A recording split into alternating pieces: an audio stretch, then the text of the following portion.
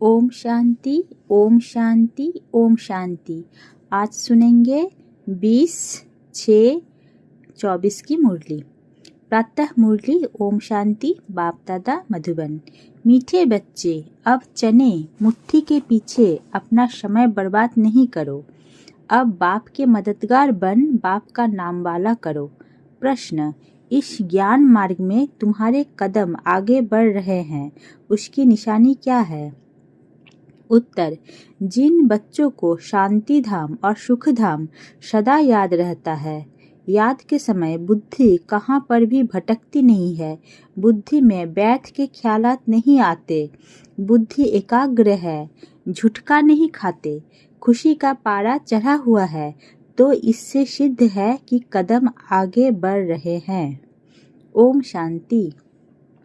बच्चे इतना समय यहाँ बैठे हैं, दिल में भी आता है कि हम जैसे शिवालय में बैठे हैं।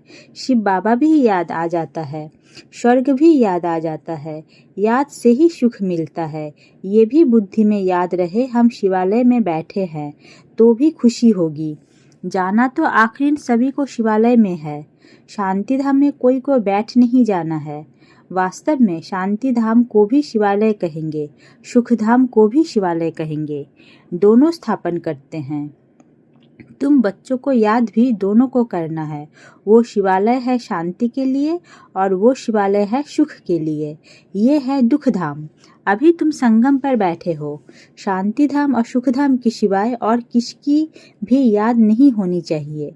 भले यहाँ भी बैठे हो, धंधे आदि में बैठे हो, तो भी बुद्धि में दोनों शिवालय याद आने चाहिए। दुखधाम भूल जाना है। बच्चे जानते हैं ये वैश्यालय दुखधाम अब खत्म हो जाना है। यहाँ बैठे तुम बच्चों को झुटका आदि भी नहीं आना चाहिए।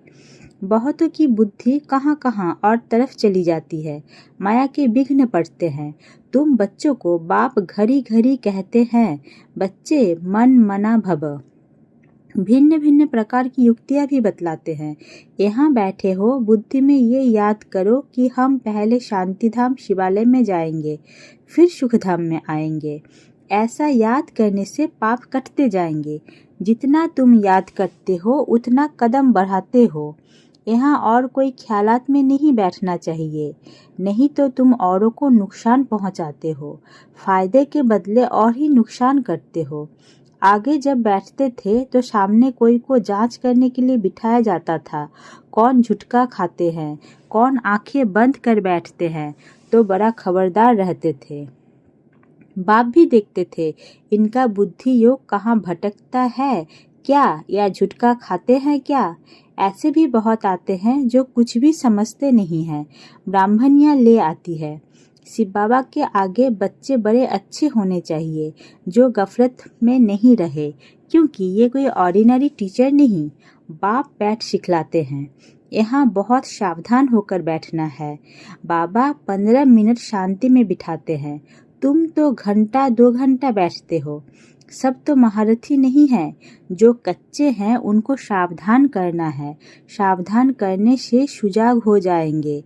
जो याद में नहीं रहते, व्यर्थ ख्यालात चलाते रहते हैं, वो जैसे विघ्न डालते हैं, क्योंकि बुद्धि कहाँ न कहाँ भटकती है। महारथी, घोड़े सवार, प्यादे सब बैठे हैं। बाबा आज विचार सागर मंथन करके आए थे। म्यूजियम में अथवा प्रदर्शनी में तुम बच्चे जो शिवालय, वैश्यालय और पुरुषोत्तम संगम युग तीनों ही बताते हो। ये बहुत अच्छा है समझाने के लिए। ये चित्र बहुत बड़े बड़े बनाने चाहिए। सबसे अच्छा बड़ा हॉल इनके लिए होना चाहिए, जो मनुष्य की बुद्धि में झट बैठे। बच्चों का विचार चलना चाहिए कि इसमें हम इम्प्रूवमेंट कैसे लाए। पुरुषोत्तम संगम युग बहुत अच्छा बनाना चाहिए, उससे मनुष्य को बहुत अच्छी समझानी मिल सकती है। तपस्या में भी तुम 5-6 को बिठाते हो, परंतु नहीं, 10-15 को तपस्या में बिठाना चाहिए। बड़े बड़े चित्र बनाकर क्लियर अक्षर में लिखना चाहिए। तुम इतना समझाते हो फिर भी समझते थोड़े ही हैं। तुम मेहनत करते हो समझाने के लिए, पत्थर बुद्धि है ना, तो जितना हो सके अच्छी रीति समझाना चाहिए।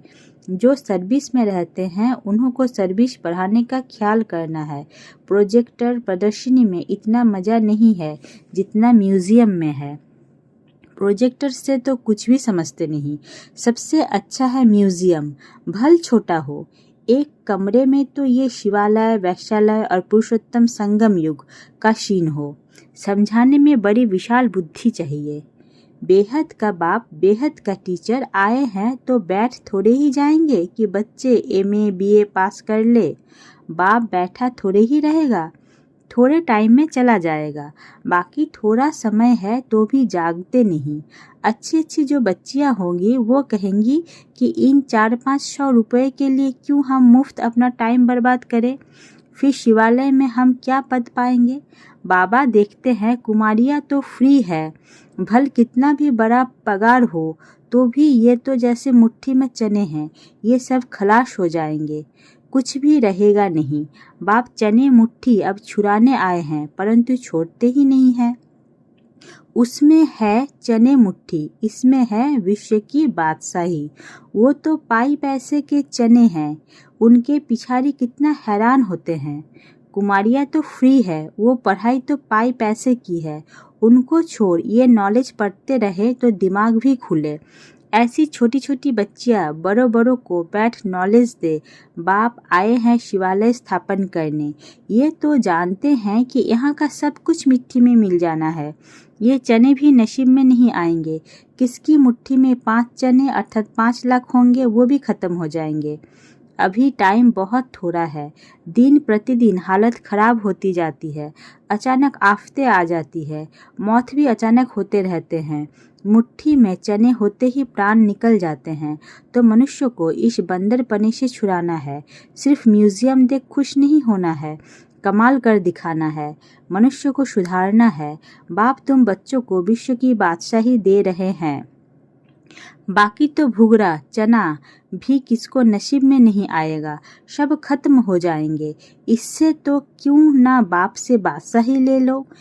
कोई तकलीफ की बात नहीं, सिर्फ बाप को याद करना है और स्वदर्शन चक्र फिराना है। भुंगरों से, चनों से मुट्ठी खाली कर हीरे जवाहरों से मुट्ठी भरकर जाना है। बाप समझाते हैं, मीठे बच्चे, इन चने मुट्ठी के पिछाड़ी तुम अपना समय क्यों बर्बाद करते हो। हाँ, कोई बुजुर्ग हैं, बाल बच्चे बहुत हैं तो उनको संभालना होता है। कुमारियों के लिए तो बहुत सहज है, कोई भी आए तो उनको समझाओ कि हम बाप हमको ये बादशाही देते हैं तो बादशाही लेनी चाहिए ना। अभी तुम्हारी मुट्ठी हीरो से भर रही है, बाकी और तो सब विनाश हो जाएंगे। बाप समझाते हैं, तुमने 63 जन्म पाप किए हैं। दूसरा पाप है बाप और देवताओं की ग्लानि करना। विकारी भी बने हैं और गाली भी दिया है। बाप की कितनी ग्लानि की है। बाप बच्चों को बैठ समझाते हैं, बच्चे टाइम नहीं गंवाना चाहिए।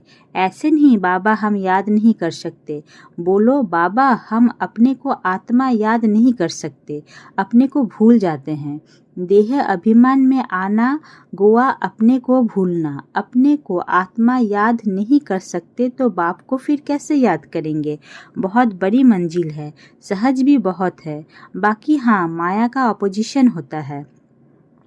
मनुष्य गीता आदि भल पढ़ते हैं परंतु अर्थ कुछ भी नहीं समझते। भारत की है ही मुख्य गीता। हर एक धर्म का अपना अपना एक शास्त्र है।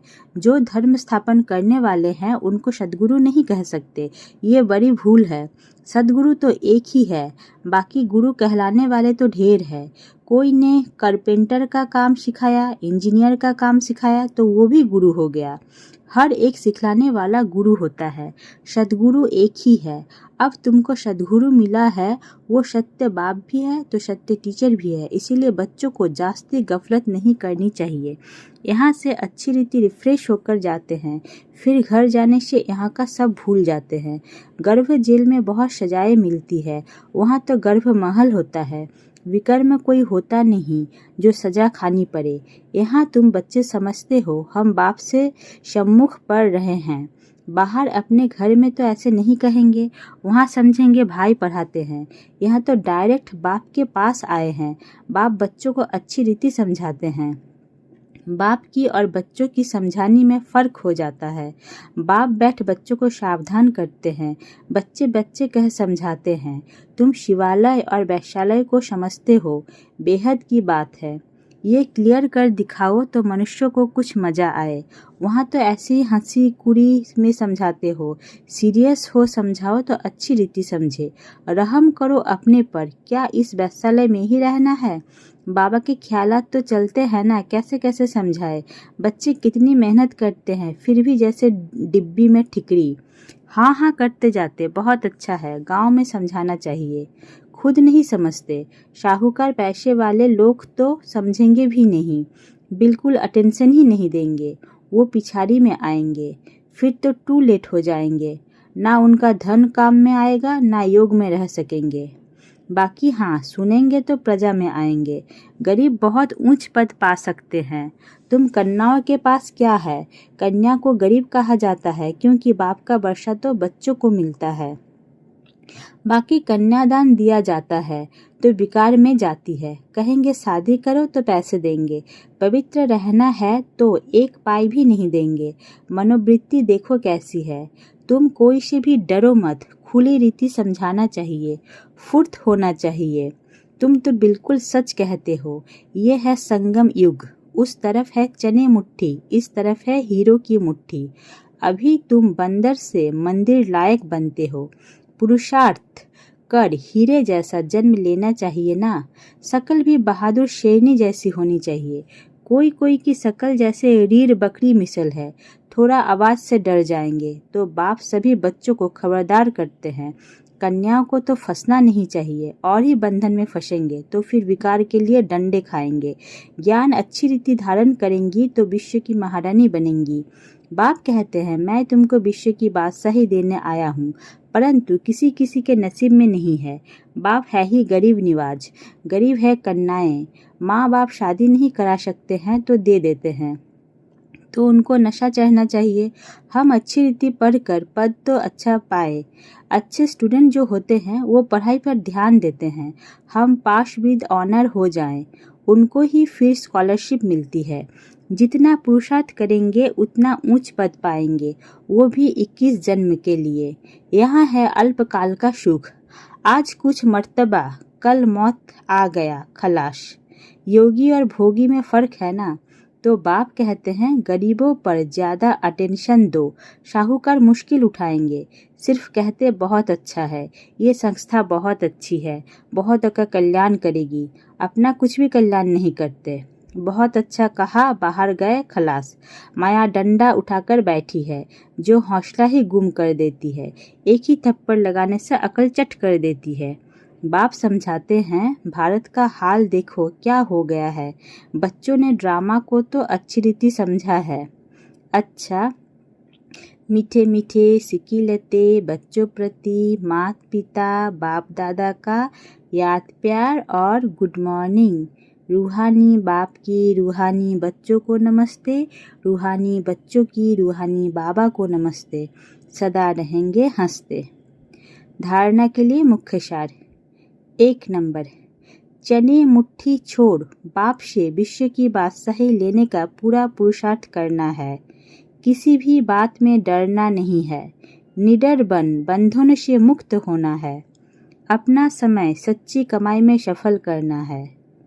2 नंबर, इस दुखधाम को भूल शिवालय अर्थात शांतिधाम सुखधाम को याद करना है।